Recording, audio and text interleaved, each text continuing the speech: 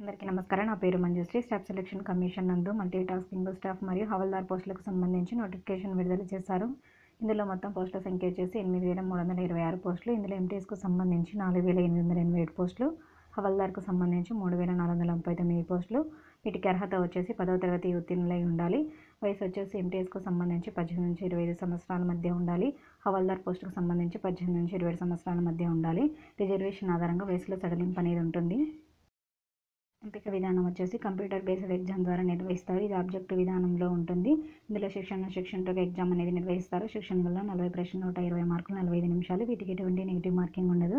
Section 2 వచ్చేసి 50 ప్రశ్నలు 150 మార్కులు 45 నిమిషాలు. వీటికి నెగిటివ్ మార్కింగ్ ఉంటుంది.